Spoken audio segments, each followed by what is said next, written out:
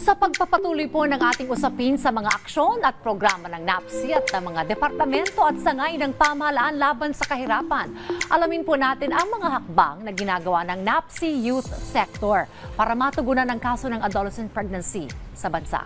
Tututukan natin ang convergence o ang pagsasama-sama ng mga programa at stakeholders sa patuloy na pagpapaunlad ng mga komunidad at ng pamayanan. Dito pa rin sa National Anti-Poverty Commission Action Laban sa Kahirapan.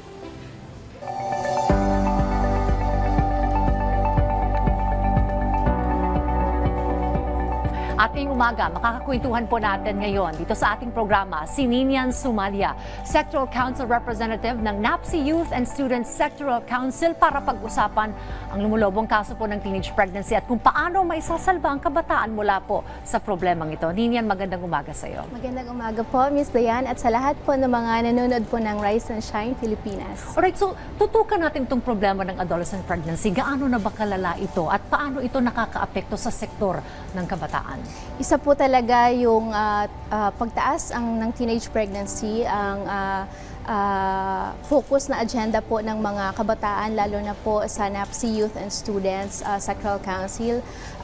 Dahil nakikita po natin na tumataas yung bilang, sa tala po ngayon ay nakikita din natin na tumataas yung trends ng 10 years old up to 14 years old. Bumabata yung mga nagiging batang ina. Nabubuntis. Okay. Ito po ngayon yung trend at nakikita din natin na meron pong repeat pregnancies. So yung mga kabataan na nabuntis na noon ay paulit-ulit na nabubuntis. Ito po yung dahil sa kakulangan po ng comprehensive reproductive health education para sa mga kabataan at nakikita natin na yung ganito pong sitwasyon ay napakahalaga yung edukasyon po na ito para sa kanila. Okay, so you raised two important points. Sabi mo 10 to 14 years old, so bumabata ang mga maagang nagbubuntis at sabi mo nga ay yung trend ay itong nakikita nating trend. And then also nabanggit mo yung education, which is very important. But aside also from education, ano-ano pa kaya yung mga pwedeng gawin ng iba't ibang mga departamento at ahensya ng pamahalaan para tugunan ng problemang ito? Sa ngayon po ay nakikipagtulungan po kami sa Commission on Population and Development at ganoon din po sa National Youth Commission. Nakikita po namin na yung pagtutulungan po ng iba't ibang ahensya po ng gobyerno at katuwang din po ng ating SK, ay yung sangguniang kabataan po natin na maisama po ito sa kanilang mga programa. Ang ating pong SK, meron po silang 10% na budget ng IRA po ng barangay at isa po sa kanilang mandato na magkaroon po ng mga programa patungkol dito na i-address yung health issues, particularly na rin po dito sa teenage pregnancy po. Nagkaroon po tayo ng Executive Order 141 kung saan ay dito po dineklara na isang national emergency ang teenage pregnancy sa bansa at ini-encourage po yung mga government agencies na magtulungan para sugpuin po ito. Kaya mula po sa NAPSI at katuwang po ng mga sangguniang kabataan natin dahil nandiyan po sila sa bawat mga barangay, parte po sila ng struktura ng ating gobyerno ay nakikipagtulungan po tayo at meron po tayong dinedevelop po ngayon na adolescent toolkit para po dito sa pag-address pa ng teenage pregnancy sa ating bansa. Okay, so magandang rekomendasyon yan nag-iwing programa yan ng ating mga leaders sa sangguniang kabataan. Well, nandyan yung kanilang pagtutok sa sports, pero sana matugunan nga rin nila itong pressing problem na ito. Now, you mentioned about the adolescent toolkit, ano? Ano ang timeline nito para magamit na ito ng ating mga kabataan? Ito po ay sa inception pa lamang na stage. Although, ang pinaka-importante po, ito ay isa lamang sa mga approach po namin pagdating po doon sa polisiya at intervention pagdating sa teenage pregnancy. Ang pinaka sinusulong po ng NAPSI-YS po sa ngayon ay maipasa po natin ang isang national policy. At ito po yung adolescent pregnancy prevention bill na nasa Senado po ngayon. At we are hoping na sa pagbabalik po ng session by June ay mapag-usapan po ito sa Senado at para po maipasa na po ito. Kasama po ng batas ay masigurado na meron pong comprehensive reproductive health education para sa mga kabataan, matukoy ano yung mga role ng mga ahensya at matukoy din na pag-recognize dun sa role ng mga teachers sa pag-implement nitong education, isama po ito sa ating curriculum. Ang role at guidance ng mga parents at ng mga guardian, ito po ay napaka-importante.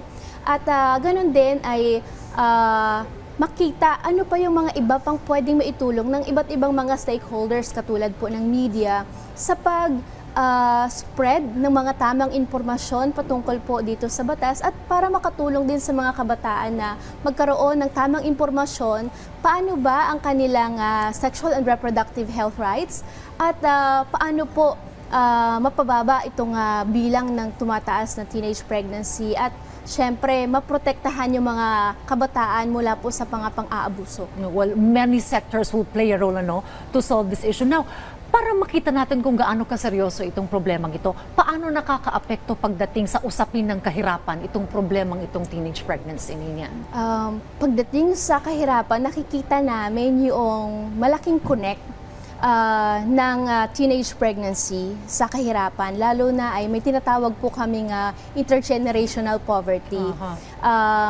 Ito ay isang attempt para ma-break itong intergenerational poverty po.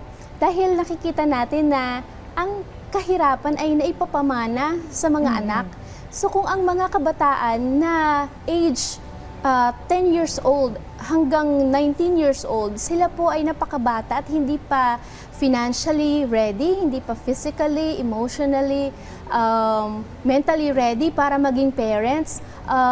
At lalo na, sa hirap po ng buhay po ngayon na patuloy na tumataas ang mga presyo ng bilihin, napaka-limited yung oportunidad para magkaroon ng maayos na trabaho, na may maayos na benepisyo. Tapos kung ikaw ay magkakaroon ng pamilya o magkakaroon ng anak, so lalong dumodoble itong mga responsibilidad at syempre mas maraming magiging challenges para doon sa iyong pamilya. Kaya, and the cycle of poverty will continue, right? Magkukontinue, patuloy na nagpapatuloy. Kaya ang panawagan po namin sa mga kabataan na sa ating sektor, magkaroon ng pagtigil. Sana ay tumigil sa atin yung kahirapan at hindi na natin ito maipapamana doon sa ating mga anak. Okay. Now, talking about that, kapag naandyan na, naging na at age of 10, 14, mayroon ka ng anak. But of course, kailangan yung serbisyo rin ng gobyerno ay maibigay doon sa nanay at ganun na rin yung sa anak. At kanina nabanggit mo yung repeat pregnancies, parang mas lalong nagiging seryoso ang problema. So, in terms of that context, ano yung mga pwedeng gawin pa ng pamahalaan para matugunan yung ganung problema na narito na meron na maaga akong nabuntis? What can the government actually do? Doon po sa panukalang batas na nasa Senado po ngayon, yung social protection ay isa po doon sa provision kung saan ay matulungan po natin yung mga kabataan na nabuntis na, matulungan natin silang makabalik sa eskwelahan, mag-continue yung kanilang pag-aaral, magkaroon po ng mga livelihood na mga opportunities para sa kanila at magkaroon po sila ng trabaho. At ganun din po mga legal assistance, kailangan po natin ng suportahan, lalo na hindi po kaila din sa atin na ang mga ilang cases ng teenage pregnancy ay dahil po sila po ay inabuso. Kaya napakahalaga ng tulong ng gobyerno pagdating dito sa mga legal na mga interventions at para mapanagot po natin yung mga may kasalanan at magkaroon po ng hustisya ang mga kabataan. Okay, panghuli na lang Ninian, how important is convergence? Ang pagtutulungan ng iba't ibang mga ahensya ng gobyerno, ang kanilang mga programa at stakeholders to combat this issue. Napakahalaga yung pagtutulungan ng mga ahensya ng gobyerno. Nakikita po natin itong whole of nation approach, whole of government approach para po sa matigil yung tumataas na bilang ng teenage pregnancy sa ating bansa. Kung kaya't ay hinihikayat po namin ang mga kabataan dahil tayo po ay mayroon pong malaking role at ganoon din yung ating pong mga ahensya ng gobyerno na magtulungan po tayo para po ma-aksyonan natin at masugpo natin ang kahirapan sa ating bansa. Well, maikonekta ko lang sa National Women's Month at sana itong problemang ito ay magtulong-tulungan rin tayo mga kababaihan to raise awareness para eventually ay talagang matigil itong cycle of poverty related to teenage pregnancy. Maraming salamat, Ninian, for joining us today at maraming salamat po sa ating ring mga nasa sektor ng kabataan na kaisa natin sa inyong pong mga programa. At dahil sa kabila po ng mga hamon na ating pong kinakaharap, ang kabataan po ay nananatili pa ring pag-asa ng ating bayan at bigyan po natin sila ng pagkakataon na ma-enjoy ang buhay at hindi maging ama at ina sa musmus na gulang.